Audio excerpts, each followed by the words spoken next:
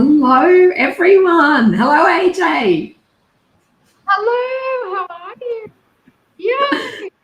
This is so exciting. Our third Superhuman Summit. This is the kickoff. It's finally come to today. How are you feeling?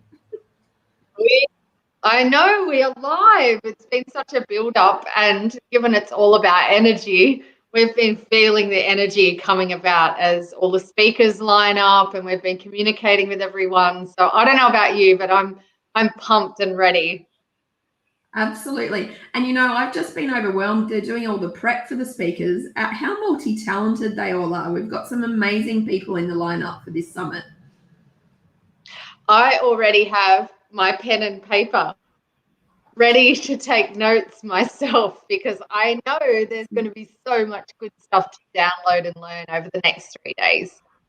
Absolutely. And we do this for ourselves as much as we do it for everybody else, because we just think it's a fun way to spend time, and we get to meet some incredibly talented humans.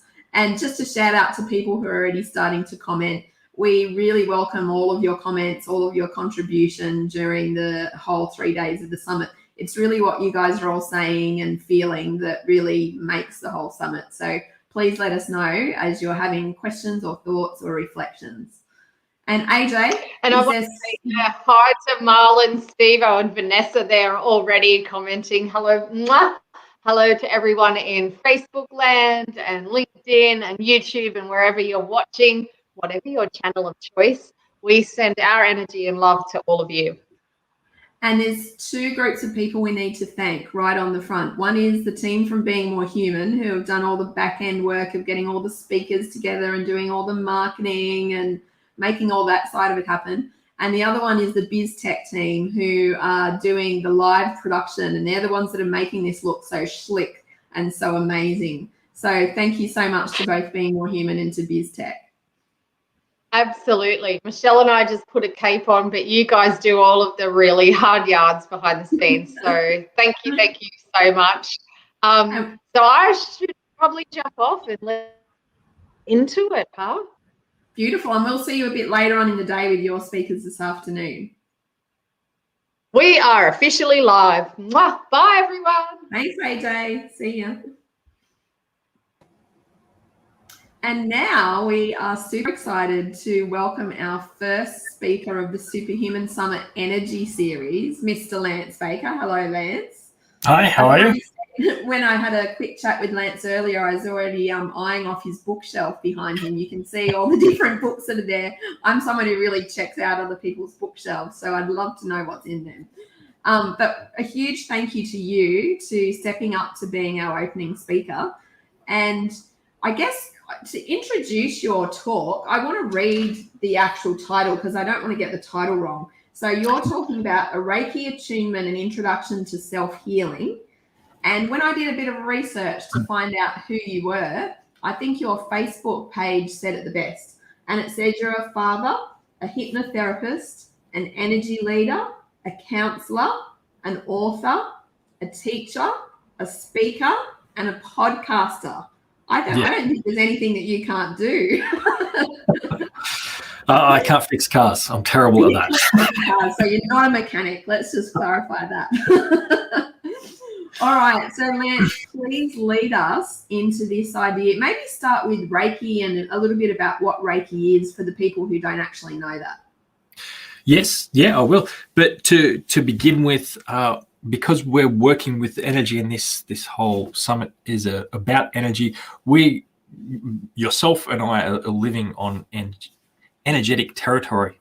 So I'd like to pay respects to Awaba and the Awabakal people that have worked with the energy of this land for so long beforehand, before we kick into it. So absolutely beautiful. I like to have that respect. I've got Awaba across the road here. I'm staring at her, so I feel that blessed energy all the time. So I don't like to start working with energy without paying that respect.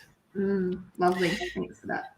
And with Reiki, what it is, it's something that was founded 100 years ago by a guy called Mikao Usui. And it's about tapping into universal life force energy. That's a free resource that you can pull down into your body and either use to heal yourself or project back out to heal others. I'm super, super passionate about Reiki. A little over 7 years ago, I learned how to do Reiki myself. And that moment started to change my life. I got really passionate and excited about it. And about this time, exactly, it would have either been today or yesterday, roughly, is where my calculations put it, where the real impact of Reiki happened in my life. So it was about a week and a half into having learned it. I'd suffered from a migraine for nearly a decade. It was a little over 9.5 years, 24/7, nonstop, agonizing pain from this migraine. And I went to learn Reiki just to take the edge off, to maybe drop down on 1 point on the pain scale on average, or to take a suicide migraine down to just a kind of bearable migraine. That was my expectations. And after playing with this energy for a little over a week, that just dissipated. And this migraine that I had 24/7, nonstop, just disappeared. And from that moment on, Reiki had my attention massively. So I dove in. I read everything I could on it. I can see why you say that's totally life-changing, because that must have been incredibly significant for you.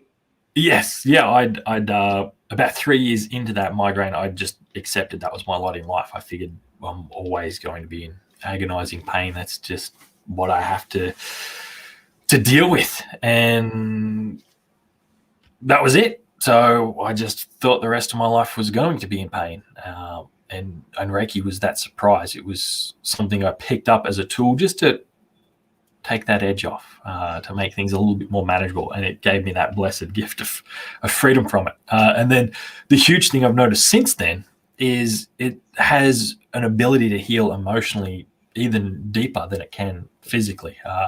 My emotional intelligence back then, I'd say, is the equivalent of a bag of bricks, something like that. It's not very emotionally intelligent. And now my whole world revolves around helping people understand where their emotions are at and how to move through to that next level. I'm still human. I still get lost in my emotions at times, but once I apply this tool of energy to it, then I can transmute that into something that's either going to direct me in a good way to make use of what that emotion's trying to teach me, or to just allow it to dissipate and fade away into something that's just part of my past rather than my future. Mm. And I love how you shared that when you first got into Reiki, you basically straight away used it as a self-healing technique. Is that right? Because a lot of people wouldn't do that. They might learn it and use it on other people, but not necessarily heal themselves with it. Yes, yeah, and I just went into it for it to be like my little secret, because I was dubious as anything. I didn't think it was going to be all that powerful. The first time I had a session, I thought this was a joke, and I was just ticking a box to say I'd tried everything before it grabbed my attention. And then, yes, when I decided to learn how to do it, it was just for me. But when I learned how to do it, they explained to me the more I use this on other people, the better understanding I'll have on it as well. So I still jumped out like the very next day I was doing a healing on somebody else. And I practiced on other people, but I practiced on myself just as much. And I wasn't even actually trying to heal my head. I was just doing other energy practices. Some of the things that I'm going to share here today, the things I was doing just as getting my energy system right, and the byproduct of that was the pain dissipated. Fantastic. So what are some of those things? We'll get to that when I've connected everybody to the energy. So when you invited me to come along, I thought, my schedule was pretty tight, so I only had a couple of spots I could come. But when you said I could come at the first one, I thought that's a great way to start this event's going to be by opening up this ability for anybody here to be able to do Reiki, so they can understand feeling energy a lot more as they do it. So I'd like to guide everybody through an attunement to be able to connect to Reiki. So Reiki, with that free universal life force energy, anybody can do it. I've taught thousands of people Reiki, and everybody's been able to do it straight away just from having that connection turned on. So you need a Reiki master to be able to open your connection up to Reiki, and then you can use it from then on. Lots of people have ability to do different kinds of energy things without Reiki, but it's not always using that free energy. It's using your own energy. And if you're going to be healing, it's best to have that free universal energy coming through, and the energy of the earth underneath you coming up through as well. So this is just a meditative practice. If people want to redo this later, if they don't feel it's quite perfect for them, I've got a free thing I put up at the beginning of COVID that's on my website, brancheshealing.com.au/attunement, and you can revisit that anytime. This is just for the people that are here at the moment. So all you have to do is just close your eyes and relax and have an open intention to be connected with the ability to do healing energies. And I'll help make that happen for you. So I'd like you all to take a nice big deep breath in, and then breathe out all that tension in your body.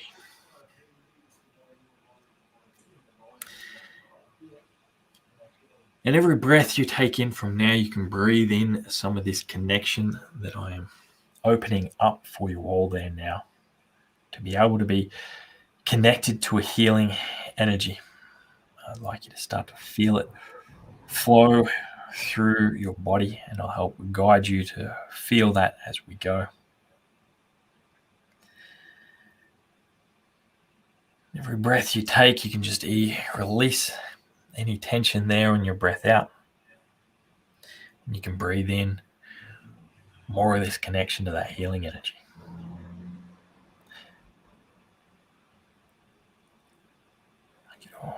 Imagine that energy floating down into the very top of your head, into that scalp, flowing into what's called our crown chakra. And you might feel it start to open and blossom like a flower opening up. If you can't feel it yet, that's okay. Just intend for that to open and to breathe that Reiki energy in through that crown into your mind, opening up that inner intelligence, that inner healer, opening up that inner imagination to allow this to flow through. Feel it. Allow that energy to flow down through all of your face and through your neck. Out into those shoulders, releasing all of the tension you have there.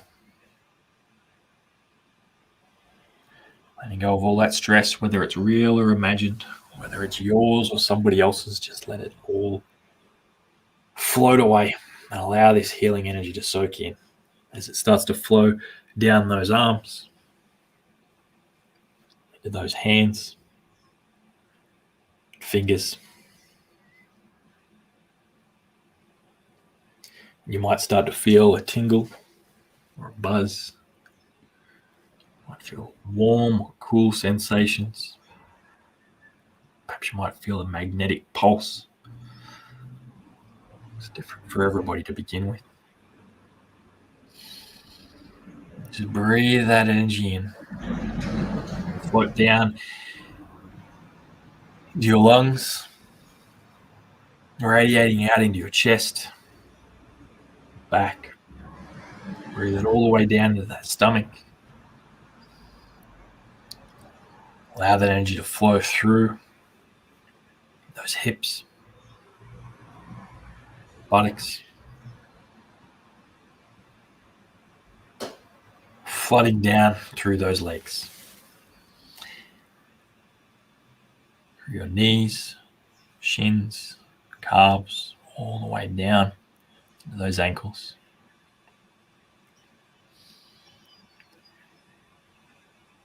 Your feet, over the tops of the feet, down under the sole, over the arch, lightly soaking into the balls of the feet, down into each and every toe.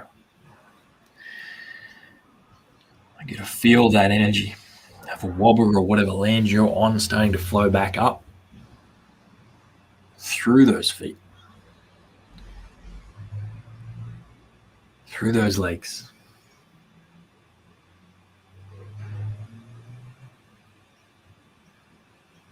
through your core,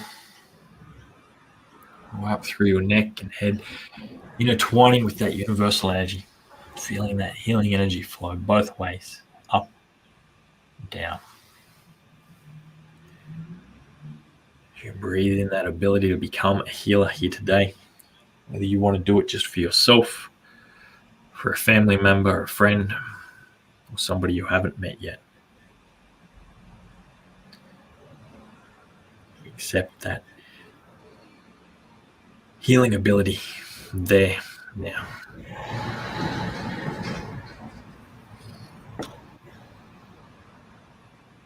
Each and every one of you, when it's right for you, you can bring your full awareness back to that room and open your eyes, and I'll start to share some things. And if you still feel you need to keep your eyes closed, that's all okay. This is your day in your space. And so now everybody's got that connection to Reiki. You're going to have a better ability to pull energy through to be able to heal. As I said, I did a free thing of something very similar to that as a pre-recorded thing at the beginning of COVID. And I've had thousands of people that have watched that and given me feedback that they've been able to do things straight away. So I'm very confident all of you can. With energy, though, I do feel as easy as it is to be connected at distance, it is a little bit more powerful if you find somebody to work with to learn that in person. But you've all got that ability to still be able to do something. And later on at some stage, you may want to delve into that deeper. There's plenty of people that teach Reiki around Newcastle and around the world that you can connect with to do that. So the first self-healing practice I'd like to share with everybody is a thing called a Reiki ball or an energy ball.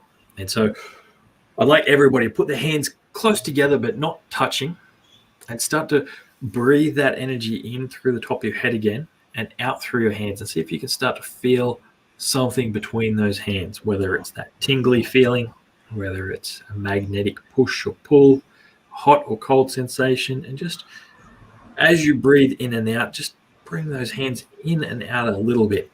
And as you can start to feel that pulse, that tingle there, see if you can stretch it out a little bit further. Some people feel it like a tacky feeling, sort of like they're stretching out some sort of goo. The more you do it, the more you start to feel it. It flows out into a ball shape, and it will be flowing around in that circle in your hands. And so this is a very, very simple practice, but insanely powerful. This is still one of the primary methods I use for healing today for myself and situations and emotions, is to create an energy ball. And so this is beneficial in a fair few different ways. It's helpful that it helps open up your palm chakras to be able to have more energy flow through your arms and your hands to give healing to yourself and others. And it helps you build up that awareness to the sensitivity between those hands of how you feel energy. So later on, when you're healing yourself, you can feel where something's out for somebody else. And the other thing you can do with this is intend for that energy to go somewhere within your body, your energy field, or your emotional state. So if your, let's say your upper back is sore, that's going to be really awkward to give Healing 2, where you can just hold a ball quite comfortably and intend for that energy to go to your back. And energy is flowing all around us all the time. That this can be a very easy way to get it to that uncomfortable place. The other thing that's really powerful with this is using it for your emotional state. So you can intend that this is for how I feel about something, whatever thing is upsetting you. If you're anxious or stressed about something, if you're emotionally overwhelmed, this can help soften that. I've had points in my life where I've been depressed that I couldn't even get out of bed, and I did this for 10 minutes and it helped clear that feeling. And I'm a counselor. I know you can't tell people just to snap out of depression, but it actually made me snap out of depression. So it's a really powerful tool if you utilize it. The next time I went to try that, it took me days to actually go and do it because I had to get over that self-worth issue of giving myself the gift of that healing. But now if I feel off, I do this as soon as I can to help make an adjustment with that, to make that change. Sometimes strange things can happen. I remember one time when I did this, I was down because I'd had an argument with a mate, and within minutes I had to stop doing this because he was calling me to help mend that bridge. So it can do some strange things outside of you as well. But it's a quite powerful tool. So I encourage you to use this as often as you can. When I first started doing this, I'd do this in really short bursts quite often. So if I was on the phone at the work I had back then, I'd put my phone on my shoulder and I'd have my hands under my desk and I'd create a ball. If I was stopped at traffic lights, I'd pull the handbrake on and I'd do an energy ball. If I was sitting there watching telly, I'd do an energy ball. So it's something you can do really quick and you can just stop. If you've just been doing it to play with it and feel with it and you haven't set an intention for it, you can utilize that to energize yourself. So let's say you had a sore shoulder, you can just place that in your shoulder and that healing will be there. If you haven't thought of anything that you're doing it for and you don't have anything that's in pain, you can just put it in your main power center. So our main power center for our personal energy is here in our solar plexus, where our rib cage meets. So with that ball, just place it there and that can energize you to move through the day and get about whatever it is that you need to do. And can I just ask, in the same way, can you use your energy ball to give it to other people or to other animals? Yes, you can. It's easier just to put your hands directly on somebody, but I do have a podcast episode where I teach distance healing as a gift out there, where that's one of the methods that I use. So I encourage you to check that out later if you want to do it for other people. That'll help explain more of the ins and outs of that.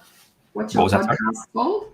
Akasha Talks. Akasha Talks. Akasha Talks, yes. Akasha Talks.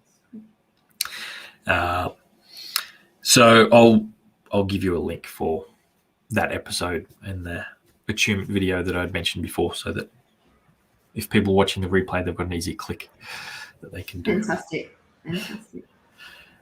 With using that ball for other people, if they're in the same room as you can actually throw it at them. I taught a guy down in Melbourne a few years ago, and his dog was his best friend, and he tried playing with it with that. So when his dog was asleep, he'd throw the ball at it, and every time the dog would jump up and look around, trying to work out what was going on.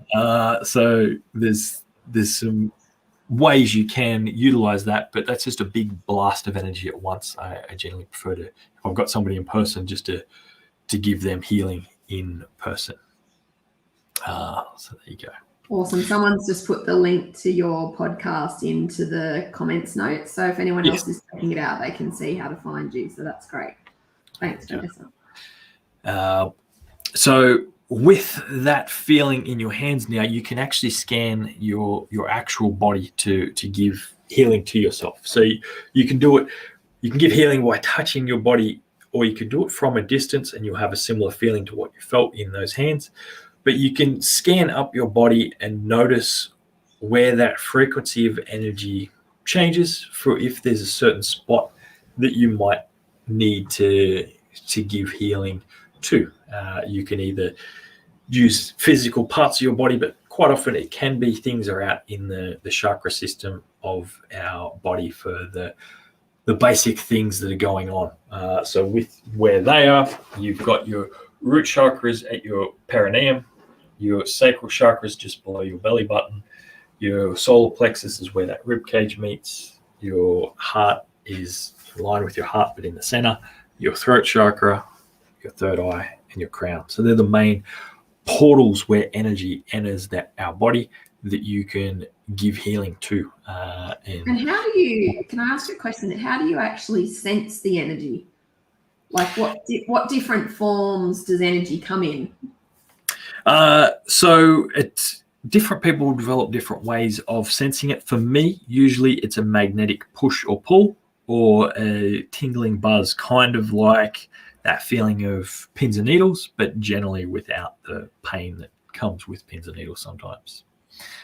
For some people, it's just a warmth or a cool sensation. I was doing some self-healing here last night, and it was really cold. I had a jacket on. I had to take it off because I was boiling hot because I was pulling so much healing energy through. So it can be different depending on what sort of things that you're working with and feeling. And so when you found something that feels different within your body, spend a fair few minutes there, at least 5 minutes on that spot with your either hands on there or off the body, noticing what works for you to help clear different things. If you've got something chronic, you might have to spend quite some time there. It's not like a 2 minute and it's done. More often than not, if you've had something chronic, you might have to spend an hour or two giving that healing. With how I said I had that migraine that just dissipated, I didn't even notice the point when it dissipated. It just slowly faded out till I realized it was all of a sudden gone. And someone else just here in the comments said that they get a jolt. So it sounds like it can come in such a wide variety of forms. Yes. Sometimes it can be like a jolt. I've had zaps from it quite a few times. I've had people that have been on my table that have physically jolted, like I've zapped them with an electric current. But generally that happens when something really gets cleared from your nervous system. When you get twitches and jolts and shakes and things like that, that's always a really good sign of something big shifting in that moment. So whoever that was, you've probably just cleared something really quickly that's good to have out. So if someone comes to you for a Reiki treatment, what happens? What do they do? What does it look like? What does it feel like? So if they come to me for a healing, we sit down for a couple of minutes and have a quick chat to work out what's going on in their life, if there's something particular they'd like me to focus on.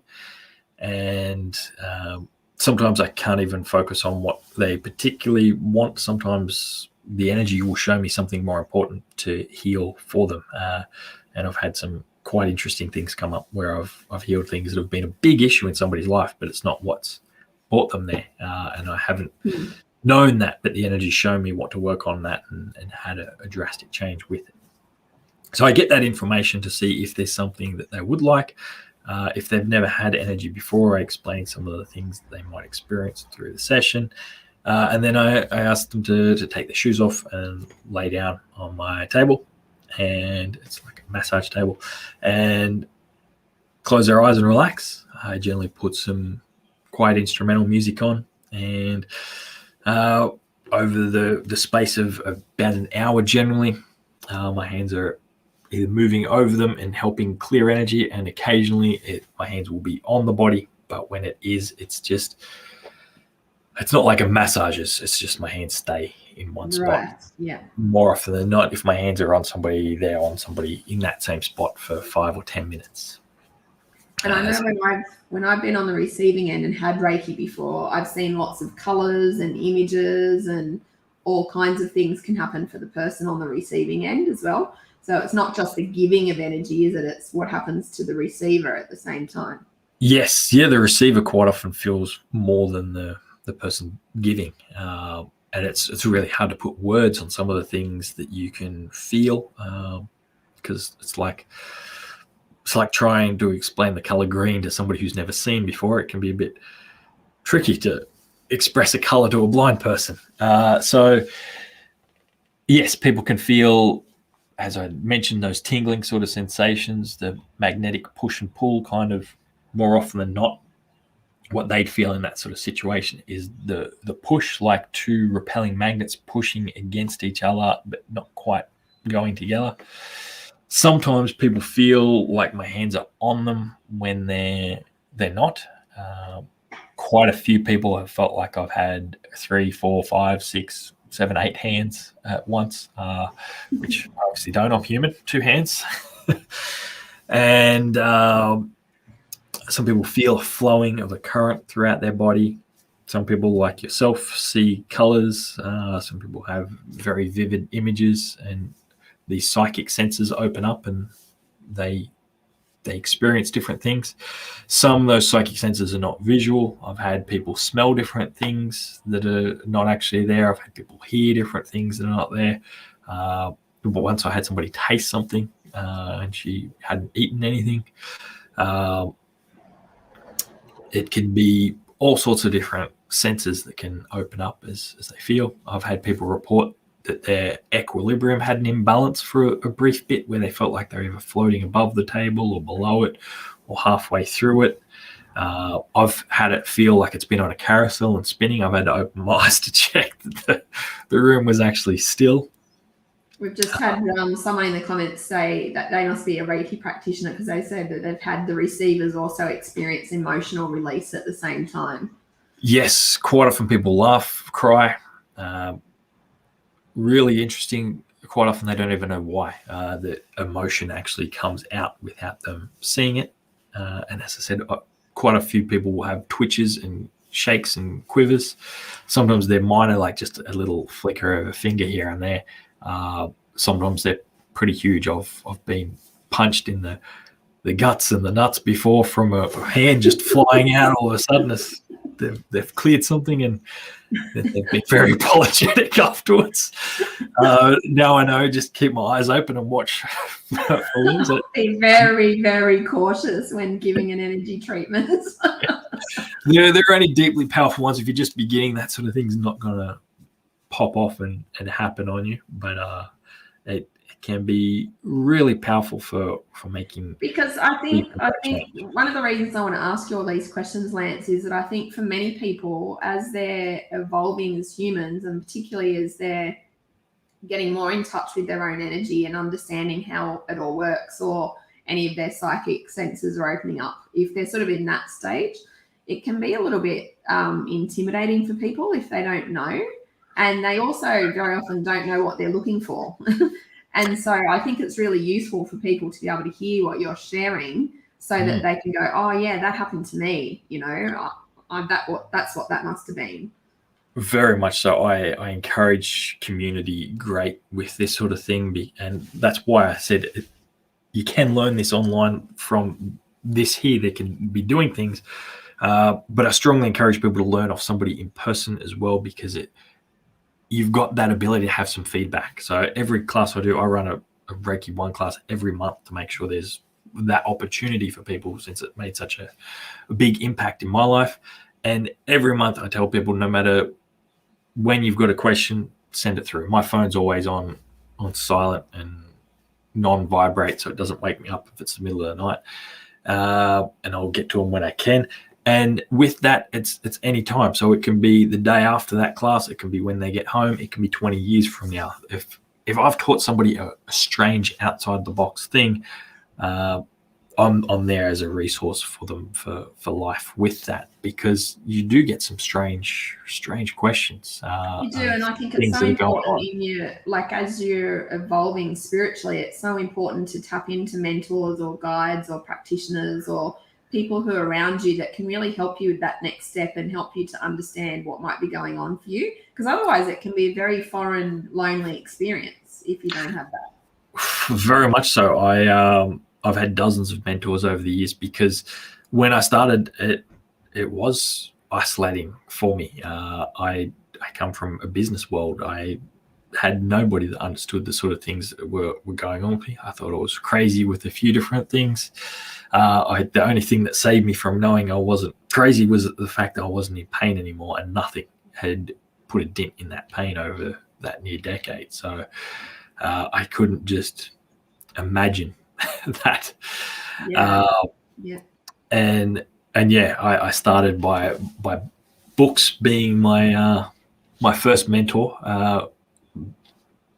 of finding extra answers out. I didn't always get the answers I needed from the initial people that I'd been exposed to in my journey.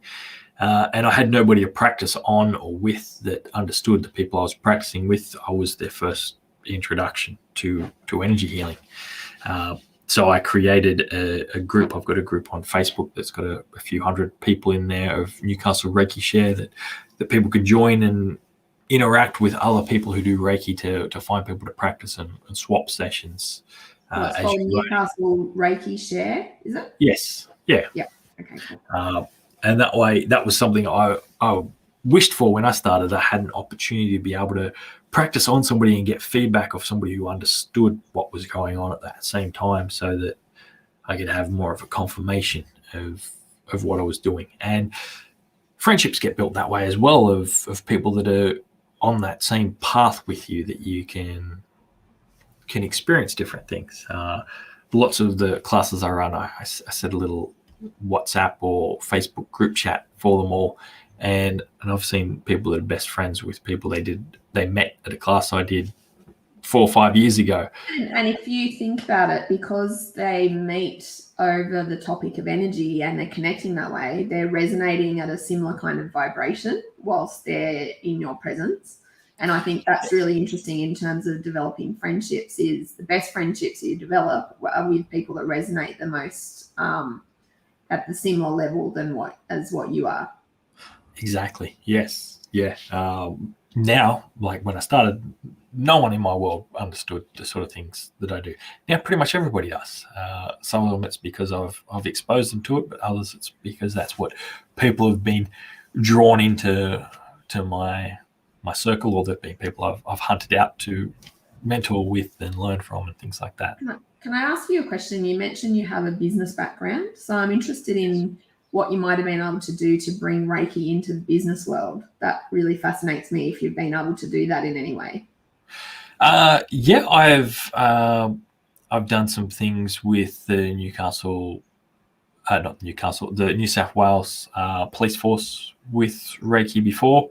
I've done things with different women's refuges and disability support places where I've taught Reiki to either the participants at those places or the social workers and care support workers that have been working from those places. But all of that has been pro bono based things. It's not been something I've marketed at. My skills with my business and management background, I more utilize within my hypnotherapy practice to balance subconscious and conscious issues to get a team of you working it's just the reason I say that is because I work in the business world all the time. That's my jam, and I would love to see Reiki and a whole other range of different kind of modalities like that become much more core and central to the way people do business. And businesses would change overnight if they allowed those groups of people in. Yes, they would. I've had way more success integrating meditation with businesses, because that's a very normalized thing nowadays. Reiki's a little bit still too woo for the average business group. The average accountant. I have a lot of accountants and lawyers and things like that come for sessions with me, but they wouldn't talk about it once they're at work, I'm sure. Yeah, I just think it's really interesting because it's like to me, your spiritual journey is one of integration, and it's one of bringing together of every part of who you are. And I just see, in the business world that it's much less integrated than what it potentially could be. Very much less integrated than what it could be. But yes, I now my business world is just me operating my sole business, and I just leave. So we've got a few minutes before we wrap up, probably about 4 or 5 minutes before we wrap up. So I'll encourage anyone else who's writing comments. We've seen some of the comments as you've been going, but if you have a specific question for Lance, please drop it in now and ask a specific question, and we'll get time to address some of those questions. But otherwise, Lance, what's your wrap up? If you bring this all together and giving people the one handy hint to walk out of here with? I think your energy ball is a handy hint, by the way, but if there's another one that we can walk out with, what would it be? Spend 5 minutes in the morning with that energy ball, and I'll give you another one of an energy breathing exercise where you can breathe energy in and out of different parts of the body. So those chakra points I mentioned before will breathe energy in and out of that. So obviously you've only got a mouth and a nose here, so that's the only place you're going to physically breathe energy in and out of. But the actual energy flow, just intend for it to flow in those other points of the body as I talk, in time with your breath, is what I mean by breathing. So just find yourself in a comfortable spot wherever you are, sitting, standing, laying. If it's your first time doing something like this, I'd probably recommend sitting or laying. You can get a little bit lightheaded from this exercise, but we're going to breathe in and out of those different points. I'll use my hands to show you if you're watching the screen. But just let go of all that tension. I want you to imagine breathing energy in through that root chakra, the perineum between your legs, up to your heart. And your breath out. Breathe out from your heart into the room you're in. And then breathe in from the room back to that heart. And back out through the top of the head this time, through the crown.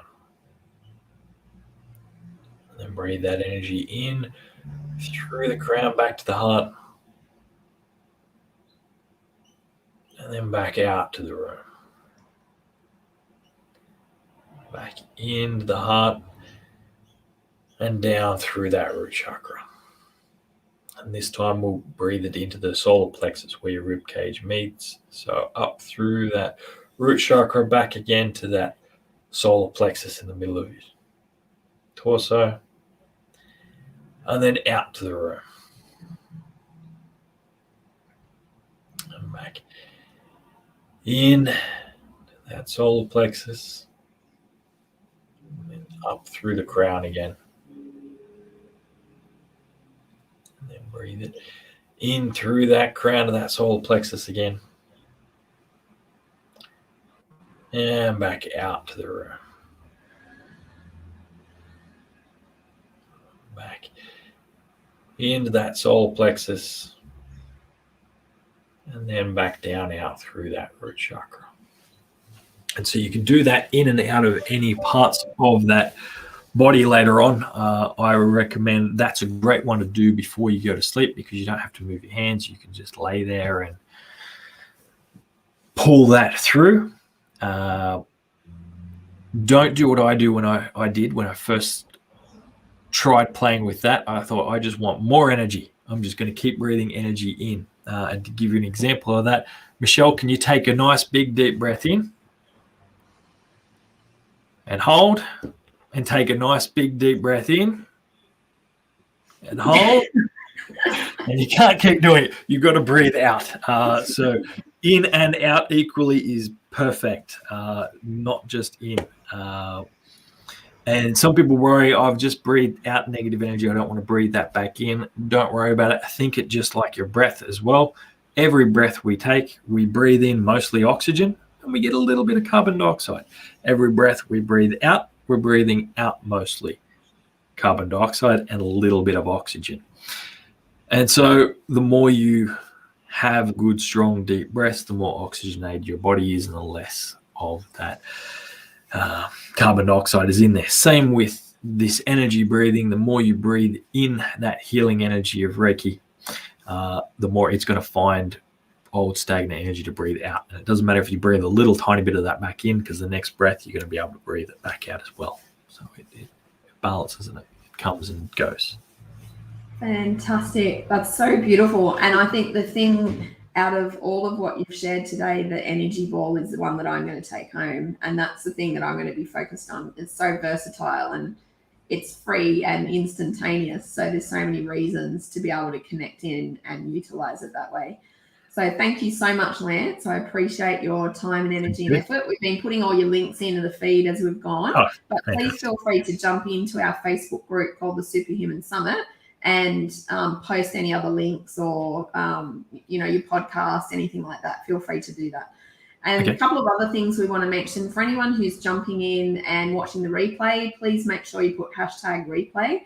And also, if you are someone who is just started on a spiritual journey and you would like to find more seekers, we have a program called the Superhuman Experience, and we would love you to come and be part of our Superhuman Experience program. There's going to be information both on the screen right now, but also inside the group about our Superhuman Experience program. But basically, we're going to be doing a deep dive into spirituality, into quantum physics, into the way a whole bunch of different modalities work. And it's a beautiful, safe place that you can take that next step and be supported in your spiritual journey. So thanks again, Lance, and thanks to all our listeners and our commenters. The summit wouldn't be the summit without the listeners and the commenters, so we appreciate that. The next person that we have on at 1 o'clock is Jen Magenta Moon. So we're just going to jump off, do a bit of a reset, head into a new speaker and listen to Jen Magenta Moon. And massive thanks, and what an opening session. That's all I can say. Good work, Lance. Thank you. If anybody has any questions, I'm happy to receive them and have a chat. Awesome. All right. Bye, Thank everybody. You. Enjoy the rest of the summit.